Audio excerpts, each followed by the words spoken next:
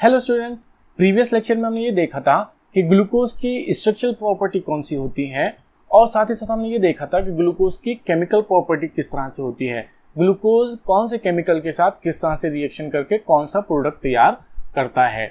आज हम ये देखने वाले हैं कि ग्लूकोज के जो हाइड्रोक्सी ग्रुप होते हैं उसकी कॉन्फ़िगरेशन किस तरह से होती है। साथ ही साथ आज हम ये देखने वाले हैं कि ग्लूकोज के कौन कौन से आइसोमर होते हैं, ग्लूकोज के इन एंटिओमर को किस तरह से लिखा जाता है। इसी के साथ साथ आज हम ये भी देखेंगे कि डी और एल कॉन्फ़िगरेशन किसे कहते हैं। तो चलिए शुरू करते हैं।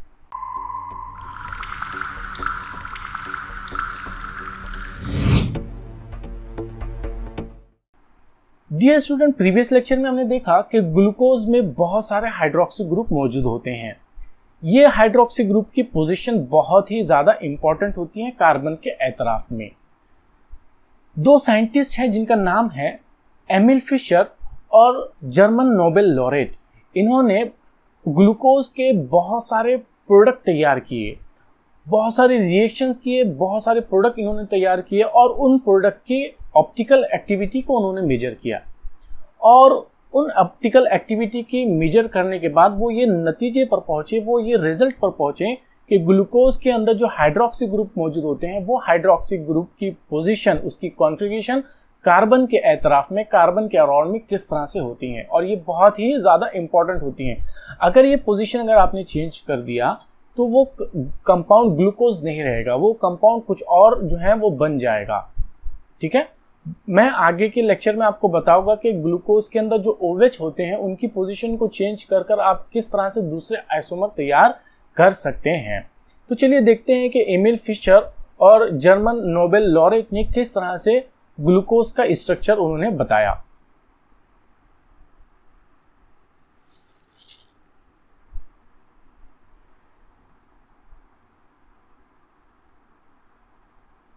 देखिए, एमिल फिशर और जर्मन नोबेल लॉरेट ने जो स्ट्रक्चर पेश किया वो कुछ इस तरह से था कि ग्लूकोज के जो हाइड्रोक्सी ग्रुप होते हैं, यानी दूसरे नंबर के कार्बन, तीसरे नंबर के कार्बन, चौथा और पांचवें नंबर का जो कार्बन होता है, इसके जो OH होते हैं वो कुछ इस तरह से होते हैं। दूसरे नंबर के कार्बन का जो OH होता है वो राइट हैंड साइड होता है, जबकि तीसरे नंबर के जो कार्बन का जो OH होता है वो लेफ्ट हैंड साइड होता है। साथ ही साथ चौथे नंबर के जो कार्बन होता है उस कार्बन का OH सीधे हाथ की तरफ होता है, यानी राइट हैंड साइड होता है। इसी तरह से पांचवें नंबर के कार्बन का OH भी राइट हैंड साइड होता है, यानी पहले नंबर के कार्बन का OH राइट हैंड साइड, दूसरे नंबर के कार्बन का OH लेफ्ट हैंड साइड, चौथे नंबर के कार्बन का OH राइट हैंड साइड और पांचवें नंबर के कार्बन का OH भी राइट हैंड साइड में होता है। यह स्ट्रक्चर एमिली फिशर और जर्मन नोबेल लॉरेट ने हमें बताया। ये स्ट्रक्चर बहुत ही ज्यादा इंपॉर्टेंट होता है। ग्लूकोज का जब भी स्ट्रक्चर आपको पूछा जाए तो यही पोजीशन के साथ, OH की यही पोजीशन के साथ आपको ग्लूकोज का स्ट्रक्चर लिखना पड़ेगा। ठीक है, तो चलिए देखते हैं और इसको याद करने की कोशिश करते हैं। देखिए, आप क्या करोगे, मैंने आपको पहले प्रीवियस लेक्चर में बताया कि ग्लूकोज के अंदर 6 कार्बन होते हैं, उसमें एल्डिहाइड ग्रुप होता है और प्राइमरी अल्कोहलिक ग्रुप होता है। ये बातें आप याद रखें, तो उसके बाद आप स्ट्रक्चर बहुत आसानी से याद रख सकते हो। देखिए, CHO, क्योंकि ग्लूकोज में कौन होता है, एल्डिहाइड ग्रुप होता है। फिर हम लिखेंगे कार्बन कितने होते हैं, कार्बन ग्लूकोज में कितने कार्बन होते हैं, टोटल 6 कार्बन होते हैं। एक कार्बन तो हमने लिख लिया है, टोटल अब कितने कार्बन बचे, 5। तो एक लिख लिया, ये दूसरा, तीसरा, चौथा, पांचवा और ये छठा कार्बन।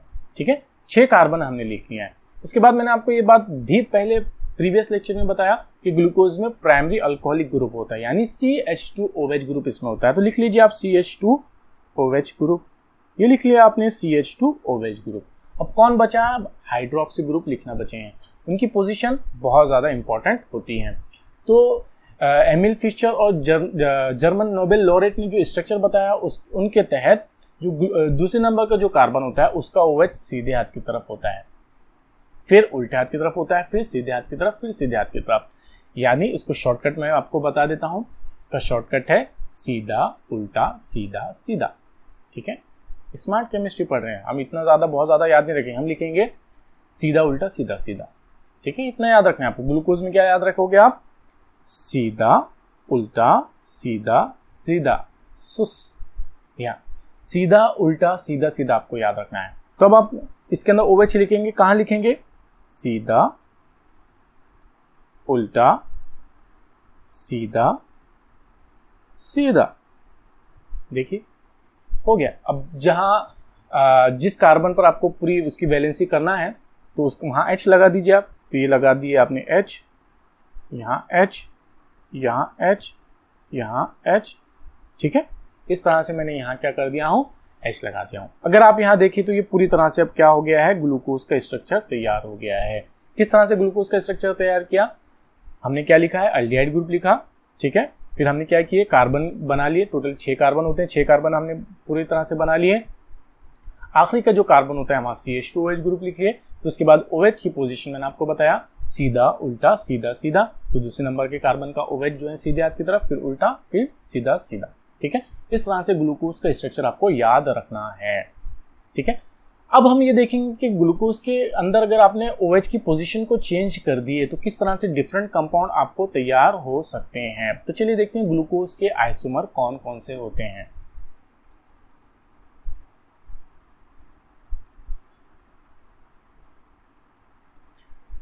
देखिए ग्लूकोज के जो आइसोमर होते हैं, अगर आप इसके अंदर कार्बन को देखेंगे, मैं पहले बता देता हूं आपको कि असिमेट्रिक कार्बन एटम किसे कहते हैं, कायरल कार्बन किसे कहते हैं। थोड़ा सा इसको समझ लें आप, कायरल कार्बन किसे कहते हैं। ये देखो पूरी जो केमिस्ट्री है हमारी, ऑर्गेनिक केमिस्ट्री, इसमें बहुत ज्यादा इस्तेमाल होने वाला है कायरल कार्बन, ये वर्ड इस्तेमाल होने वाला है। साथ ही साथ एक मतलब इसी का दूसरा नाम होता है असिमेट्रिक कार्बन, ठीक है।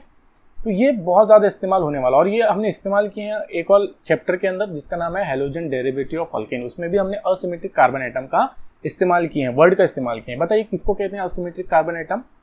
ऐसा कार्बन एटम जिसकी चारों जो वैलेंसीज होती हैं वो डिफरेंट एटम से जुड़ी हुई होती है। मतलब डिफरेंट एटम जो होते हैं वो कार्बन से चारों वैलेंसी से जुड़े हुए होते हैं।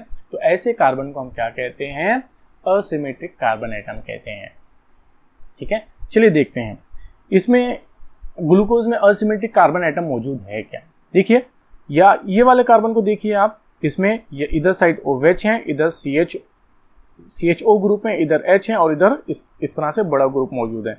मतलब ये वाला कार्बन भी असिमेट्रिक कार्बन एटम है। क्यों?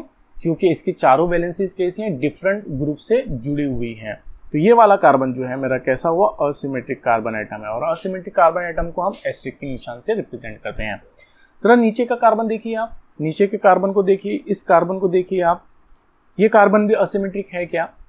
देखो यहाँ एक तरफ H है, एक तरफ OH है, एक तरफ इस तरह से ये वाला ग्रुप है, और नीचे ये वाला ग्रुप है ना। चारों वैलेंसीज डिफरेंट ग्रुप से जुड़ी हुई हैं। तो बताइए ये भी असिमेट्रिक हुआ? जी हाँ, ये भी कैसा हुआ? असिमेट्रिक कार्बन एटम हुआ। नीचे वाला कार्बन, जी हाँ, वो भी कैसा हुआ? असिमेट्रिक हुआ। उसके नीचे वाला कार्बन वो भी असिमेट्रिक हुआ। मतलब ग्लूकोज जो होता है, या जिसको हम कह सकते हैं अल्डोहेक्सोज जो होते हैं, मतलब जो जिसके अंदर 6 कार्बन होते हैं, 6 कार्बन वाले जो कार्बोहाइड्रेट होते हैं, जैसे ग्लूकोज ही, तो ग्लूकोज में 4 असिमेट्रिक कार्बन एटम यानी 4 कायरल कार्बन एटम मौजूद होते हैं। ये बात याद रखें आप, ग्लूकोज में कितने कायरल कार्बन या कितने असिमेट्रिक कार्बन एटम मौजूद होते हैं? 4 कार्बन कायरल होते हैं, यानी 4 chiral carbon, 4 asymmetric carbon atom यहाँ मौजूद होते हैं, ठीक है। यही कायरल कार्बन और असिमेट्रिक कार्बन एटम से ही आप क्या कर सकते हो? ग्लूकोज के आइसोमर आप पहचान सकते हो, ठीक है। किस तरह से? देखो जो इसके आइसोमर का जो फार्मूला होता है, मैक्सिमम आइसोमर का जो फार्मूला होता है, मैं लिख देता हूं।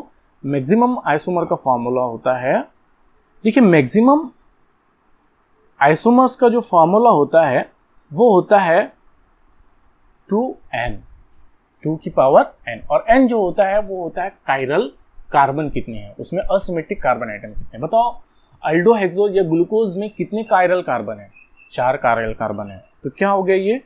2 की पावर 4, और 2 की पावर 4 यानी कितना होता है? 16। कितना होता है? 16। मतलब ग्लूकोज के 16 मैक्सिमम आइसोमर आप बना सकते हो। कितने आइसोमर बना सकते हो? 16 आइसोमर होते हैं ग्लूकोज के, क्योंकि 4 कायरल कार्बन ग्लूकोज के पास होते हैं। अब वो कायरल कार्बन की आप क्या करोगे? यहाँ OH की पोजीशन को सिर्फ आप चेंज करोगे, ठीक है। तो OH की पोजीशन चेंज करने पर आप क्या कर सकते हो? 16 किस्म के 16 आइसोमर आप तैयार कर सकते हो। तो ग्लूकोज के जो पूरे के पूरे जो 16 आइसोमर है, जो 16 आइसोमर है, वो कुछ इस तरह से हैं। देखिए ये वाला अगर आप कंपाउंड को देखें तो यहाँ सब के सब OH कैसे हैं, सीधे हाथ की तरफ है, मतलब राइट हैंड साइड में है।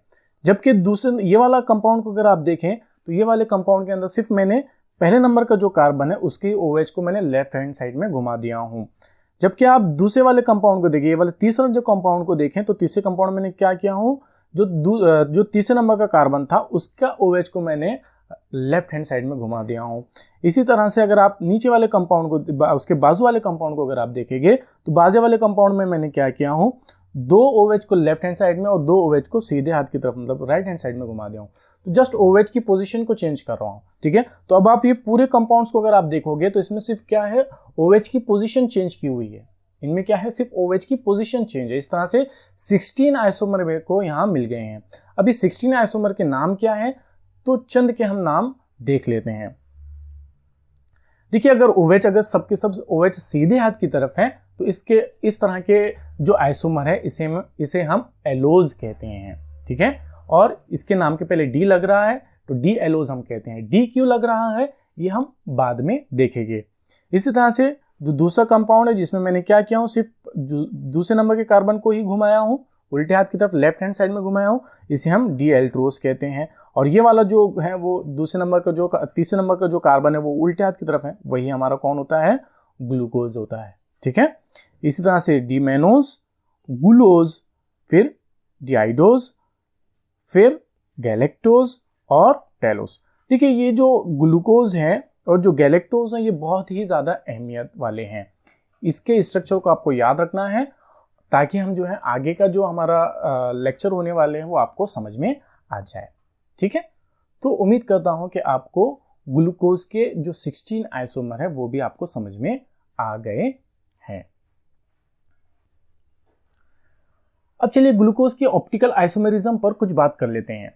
देखिए ग्लूकोज जो होता है ये नेचर के अंदर जो ग्लूकोज पाया जाता है, पहले तो हमने पढ़ लिया है कि ग्लूकोज जो होता है वो ऑप्टिकली एक्टिव होता है क्योंकि इसके पास इसके पास कायरल कार्बन मौजूद होते हैं, यानी इसके पास असिमेट्रिक कार्बन एटम मौजूद होते हैं। और असिमेट्रिक कार्बन एटम होने की वजह से हमारा जो ग्लूकोज है वो कैसा है, ऑप्टिकली एक्टिव है। नेचर के अंदर जो ग्लूकोज पाया जाता है वो ग्लूकोज प्लेन पोलराइज लाइट को सीधे हाथ की तरफ यानी राइट हैंड साइड घुमाता है। तो हम कहेंगे कि हमारा जो ग्लूकोज होता है वो डेक्स्ट्रो रोटेटरी होता है, और जिस एंगल से वो ग्लूकोज प्लेन पोलराइज लाइट को घुमाता है वो होता है 52.70। कौन से एंगल से सीधे हाथ की तरफ राइट हैंड साइड में घुमाएगा हमारा ग्लूकोज, 52.70 से, ठीक है। इसीलिए हम इसको लिखेंगे कि इसकी स्पेसिफिक रोटेशन कितनी होती है जो वो राइट हैंड साइड में घुमाता है, कितने एंगल से घुमाता है, 52.70 एंगल से वो लाइट को, प्लेन पोलराइज लाइट को वो सीधे हाथ की तरफ घुमा देता है। अब चूंकि हमारा ग्लूकोज लाइट को सीधे हाथ की तरफ घुमा रहा है तो ग्लूकोज हमारा डेक्स्ट्रो रोटेटरी हो गया, इसीलिए ग्लूकोज को डेक्स्ट्रोज शुगर भी कहते हैं। ग्लूकोज को क्या कहते हैं, डेक्स्ट्रोज शुगर भी कहते हैं, ठीक है। देखिए ग्लूकोज चूंकि डेक्स्ट्रो रोटेटरी है इसीलिए ग्लूकोज के नाम से पहले पॉजिटिव का साइन भी लगाया जा सकता है। जैसे ग्लूकोज को हम प्लस ग्लूकोज भी कह सकते हैं, ग्लूकोज को हम प्लस ग्लूकोज भी कह सकते हैं। यहाँ प्लस पॉजिटिव को जो निशान है, जो प्लस का निशान है वो इस बात को रिप्रेजेंट करता है कि ग्लूकोज हमारा डेक्स्ट्रो रोटेटरी है। इसी के साथ साथ हम स्मॉल डी का भी इस्तेमाल कर सकते हैं। हम लिख सकते हैं D glucose, small D, D glucose भी हम क्या कर सकते हैं, लिख सकते हैं, ठीक है। तो ये जो स्मॉल डी है वो इस बात को रिप्रेजेंट करता है कि ग्लूकोज डेक्स्ट्रो रोटेटरी है। साथ ही साथ ग्लूकोज को या जो भी कार्बोहाइड्रेट है उसके लिए हम कैपिटल डी का भी इस्तेमाल करते हैं, ठीक है। कैपिटल डी का भी इस्तेमाल करते हैं, और वो कैपिटल डी कब इस्तेमाल करेगा और कैपिटल एल कब इस्तेमाल करेंगे वो हम थोड़ा सा अभी थोड़ी देर से देखने वाले हैं। तो ग्लूकोज को जो है हम इस तरह से लिख सकते हैं कैपिटल डी ग्लूकोज, और इसका जो पूरा नाम हो सकता है वो इस तरह से हो जाएगा डी प्लस ग्लूकोज, ठीक है। तो ग्लूकोज का जो नेम होगा, जो नाम होगा वो इस तरह से हो जाएगा डी प्लस ग्लूकोज। यहाँ जो डी है, कैपिटल डी है, ये OH की पोजीशन को रिप्रेजेंट करता है। कैपिटल डी काय को रिप्रेजेंट करता है? OH की पोजीशन को रिप्रेजेंट करता है। आगे चल के हम देखने वाले हैं। पॉजिटिव जो मैंने यहाँ निशान जो सिंबल इस्तेमाल किया, ये इस बात को रिप्रेजेंट करता है कि हमारा जो ग्लूकोज है वो कैसा है? डेक्स्ट्रो रोटेटरी है। ठीक है, तो चलिए देखते हैं कि कब जो है हम कैपिटल डी का इस्तेमाल करेंगे और कब हम जो है स्मॉल कैपिटल एल का इस्तेमाल करेंगे। देखिए, डी और एल कॉन्फ़िगरेशन अगर आपको समझना है तो ग्लिसरॉल्डिहाइड के बारे में थोड़ी सी बातें आप जान लें। देखिए, ग्लिसरॉल्डिहाइड ये सबसे छोटा कार्बोहाइड्रेट होता है। ग्लिसरॉल्डिहाइड सबसे छोटा कार्बोहाइड्रेट होता है। इसमें टोटल 3 कार्बन होते हैं और एक कार्बन इसमें कैसा होता है? कायरल कार्बन होता है, यानी असिमेट्रिक कार्बन एटम होता है। तो ग्लिसरॉल्डिहाइड में एक असिमेट्रिक कार्बन एटम मौजूद होता है। ठीक है, ये वाला जो कार्बन इसके पास है वो कैसा है? असिमेट्रिक कार्बन एटम है। चूंकि ग्लिसरॉल्डिहाइड में एक असिमेट्रिक कार्बन एटम मौजूद है, जिसकी वजह से ये इनएंशियोमेरिक फॉर्म में पाया जाएगा। इसका ऑप्टिकल आइसोमर भी मौजूद होगा, यानी इसका मिरर इमेज भी होगा। ठीक है, और वो मिरर इमेज किस तरह से होगा, चलिए देखते हैं। देखिए, ये हमारा जो है, ये है हमारा ग्लिसरॉल्डिहाइड, जैसे CHO, ठीक है, ये आपका C, ये C है, ये OH, H और ये CH2OH। ठीक है, तो इसका मिरर इमेज, मतलब इसका जो इनएंशियोमर है वो किस तरह से होगा? इसका मिरर किस तरह से, अगर आप देख लें, अगर ये मिरर हो तो इसकी इमेज किस तरह से बनेगी? देखो, OH कौन से हाथ की तरफ है? सीधे हाथ की तरफ है, तो मिरर में कहाँ नजर आएगा? वो उल्टे हाथ की तरफ नजर आएगा। यहाँ H कहाँ है? उल्टे हाथ की तरफ है, तो मिरर में कहाँ नजर आएगा? उसके सीधे हाथ की तरफ नजर आएगा। ठीक है, तो उसकी मिरर इमेज किस तरह से नजर आएगी वो आप देख सकते हो। अब जरा देखिए कि इसके जो स्ट्रक्चर, मतलब ओरिजिनल जो हमारा ग्लिसरॉल्डिहाइड है उसका जो इनएंशियोमेरिक फॉर्म है, मतलब इसके जो दोनों इनएंशियोमर जो हैं उसको किस तरह से आप लिख सकते हो, मतलब मिरर इमेज को और ओरिजिनल कंपाउंड को आप किस तरह से लिख सकते हो। देखिए, फिशर ने इस तरह से जो है ग्लिसरॉल्डिहाइड और उसके मिरर इमेज को उस तरह से रिप्रेजेंट किया है। ठीक है, देखिए यहाँ OH कहाँ है? उल्टे हाथ की तरफ है। देखिए, OH उल्टे हाथ की तरफ। यहाँ OH कहाँ है? सीधे हाथ की तरफ। देखिए, सीधे हाथ की तरफ। ठीक है, तो ये हमारा ग्लिसरॉल्डिहाइड है और ये इसकी मिरर इमेज है। ठीक है, उसका मतलब उसका इनएंशियोमर है। अब देखिए, जब फिशर ने ये वाला जो ग्लिसरॉल्डिहाइड है, इस ग्लिसरॉल्डिहाइड का जब उन्होंने मुताला किया, उसकी जब स्टडी किए, तो उन्होंने ये देखा कि ये वाला जो कंपाउंड है वो लाइट को सीधे हाथ की तरफ घुमा रहा है। प्लेन पोलराइज लाइट को राइट हैंड साइड की तरफ घुमा रहा है। मतलब ये वाला जो कंपाउंड है वो डेक्स्ट्रो रोटेटरी कंपाउंड है। कैसा कंपाउंड है? डेक्स्ट्रो रोटेटरी कंपाउंड है। जबकि उसका जो मिरर इमेज था, वो मिरर इमेज लाइट को लेफ्ट हैंड साइड की तरफ घुमा रहा है। मतलब वो कैसा हो गया? लीवो रोटेटरी हो गया। ठीक है, अब उसकी जरा फिशर चूंकि OH की पोजीशन बहुत मायने रखती हैं, तो ये वाला जो कंपाउंड था जो लाइट को सीधे हाथ की तरफ घुमा रहा था, उसका OH जो है वो कहाँ है? सीधे हाथ की तरफ है। कौन से हाथ की तरफ है? सीधे हाथ की तरफ, राइट हैंड साइड में है। तो फिशर ने कहा कि ग्लिसरॉल्डिहाइड में अगर OH सीधे हाथ की तरफ नजर आ रहा है तो ऐसे ग्लिसरॉल्डिहाइड को हम डी ग्लिसरॉल्डिहाइड कहते हैं, कैपिटल डी लगाते हैं। क्या लगाते हैं? Capital D. तो इसका नाम हो गया डी ग्लिसरॉल्डिहाइड। अगर OH कहाँ हो? सीधे हाथ की तरफ हो तो हम उसे क्या कहते हैं? डी ग्लिसरॉल्डिहाइड कहते हैं। और अगर OH उल्टे हाथ की तरफ हो, लेफ्ट हैंड साइड में हो, तो उसके लिए हम क्या लगाएंगे? एल ग्लिसरॉल्डिहाइड लगाते हैं। ऐसा किसने कहा है? फिशर ने कहा। अब दूसरे कंपाउंड का जब डी और एल आप लगाओगे तो आप ये देखोगे कि उसके अंदर OH कहाँ है, और कौन से OH को देखोगे वो भी उन्होंने बताया कि जो सबसे नीचे वाला कार्बन, मतलब जो पेनल्टीमेट कार्बन होता है, उससे पहले वाला कार्बन, मतलब CH2OH के ऊपर वाला कार्बन। ठीक है, CH2OH ग्रुप जो है, मतलब जो एकदम लास्ट वाला जो कार्बन है, उसके पहले वाले कार्बन का OH। ठीक है, देखो ग्लिसरॉल्डिहाइड में भी देखो आप, ये कौन सा कार्बन है? ये CH2OH है। उसके पहले वाला कार्बन ये है, उसका OH अगर सीधे हाथ की तरफ है तो उसके लिए हम कौन सा वर्ड इस्तेमाल करते हैं? कैपिटल डी का वर्ड इस्तेमाल करते हैं। ठीक है, और अगर CH2OH के ऊपर वाले कार्बन का OH अगर उल्टे हाथ की तरफ है, कहाँ है इसका OH? उल्टे हाथ की तरफ है। ठीक है, उसके लिए कैपिटल एल का इस्तेमाल करते हैं। तो फिशर ने ये कहा कि ऐसे कंपाउंड जिनकी प्रॉपर्टी, जिनकी खुसूसियत, जिनका स्ट्रक्चर डी ग्लिसरल्डिहाइड से मिलता हो तो उसके नाम से पहले हम डी लगाएंगे, और जिसका स्ट्रक्चर एल ग्लिसरल्डिहाइड से मिलता हो तो उसके नाम से पहले हम एल लगाएंगे। चलिए देखते हैं। जरा आप ग्लूकोज के इस स्ट्रक्चर को देखें। ग्लूकोज के इस स्ट्रक्चर के अंदर अगर आप देखेंगे तो इसका जो ये CH2OH है, कौन सा, ये CH2OH, उसके ऊपर वाला कार्बन अगर आप देखें तो उसका OH कहाँ है, सीधे हाथ की तरफ है। कौन से हाथ की तरफ है, सीधे हाथ की तरफ है। इसीलिए इस ग्लूकोज को हम क्या कहेंगे, डी ग्लूकोज कहेंगे, ठीक है। और पॉजिटिव का निशान इसलिए लगा रहे हैं क्योंकि ये लाइट को सीधे हाथ की तरफ घुमा रहा है, इसलिए इसका पूरा नाम क्या हो जाएगा, डी प्लस ग्लूकोज हो जाएगा। ऐसा जरूरी नहीं है कि डी वाला जो कंपाउंड है वो लाइट को सीधे हाथ की तरफ ही घुमाए, ठीक है। ऐसा जरूरी बिल्कुल ही नहीं है कि जो डी, कैपिटल डी वाला, मतलब अगर OH, ये वाला जो OH है, अगर वो सीधे हाथ की तरफ है तो वो लाइट को सीधे हाथ की तरफ ही घुमाएगा, प्लेन पोलराइज लाइट को सीधे हाथ की तरफ ही घुमाएगा, ऐसा बिल्कुल ही जरूरी नहीं है। जैसे फ्रुक्टोज जो होता है उसका OH जो होता है सीधे हाथ की तरफ होता है, लेकिन वो लाइट को उल्टे हाथ की तरफ घुमाता है, ठीक है, वो लिबो रोटेटरी होता है, तो ऐसा जरूरी नहीं है। बोले बात समझ में आ गई है।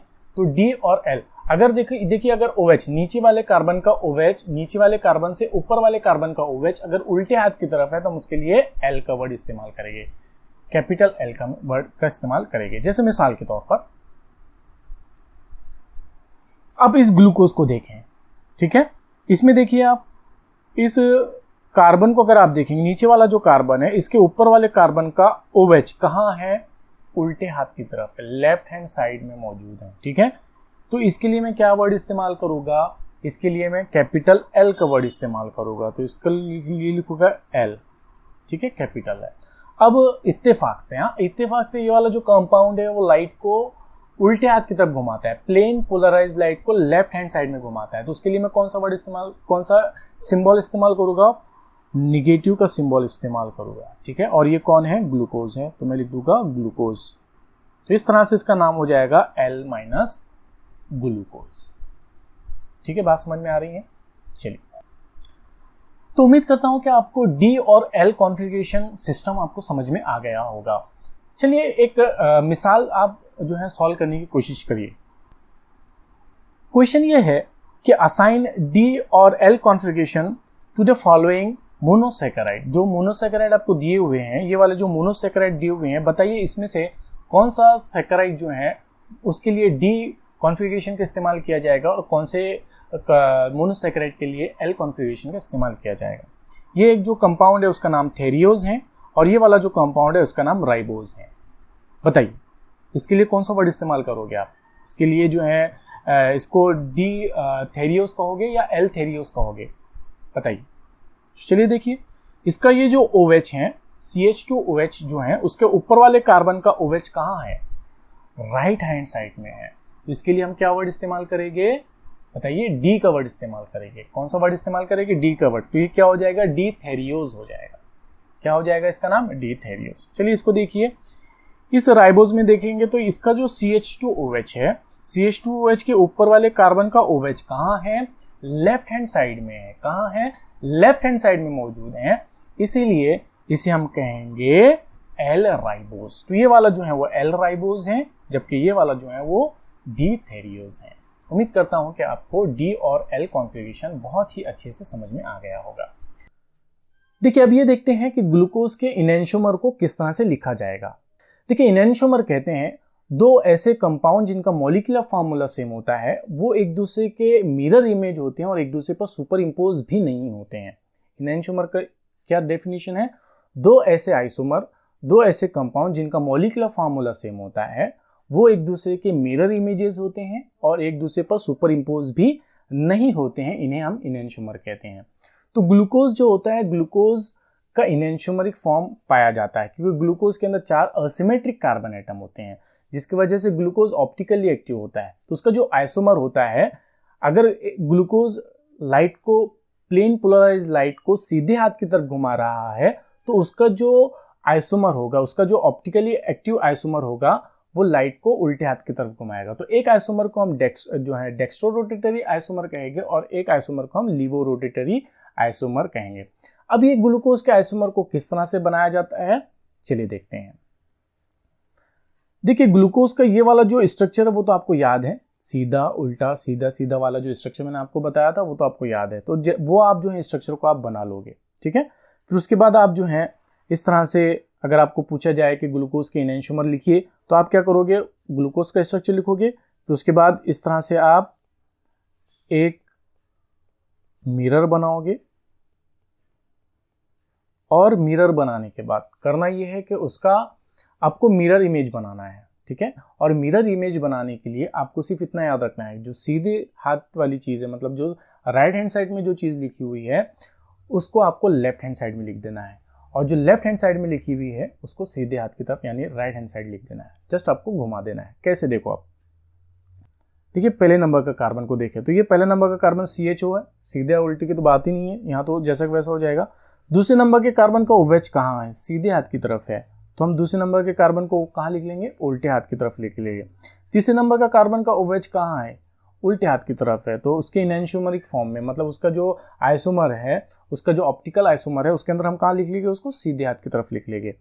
अगर आप चौथे नंबर के कार्बन को देखेंगे तो OH कहाँ है, सीधे हाथ की तरफ, तो उसके एनेंटियोमरिक फॉर्म में, मतलब उसका जो मिरर इमेज है उसमें हम कहाँ लिख लेंगे, उसे लेफ्ट हैंड साइड में लिख लेंगे। इसी तरह से अगर आप यहाँ देखिए पांचवें नंबर का कार्बन, उसका OH कहाँ है, सीधे हाथ की तरफ है, मतलब राइट हैंड साइड में, तो उसका जो मिरर इमेज बनेगा, मिरर इमेज में कहाँ आएगा, उल्टे हाथ की तरफ आएगा, ठीक है। और नीचे CH2OH जैसा कि वैसा आपको लिख देना है।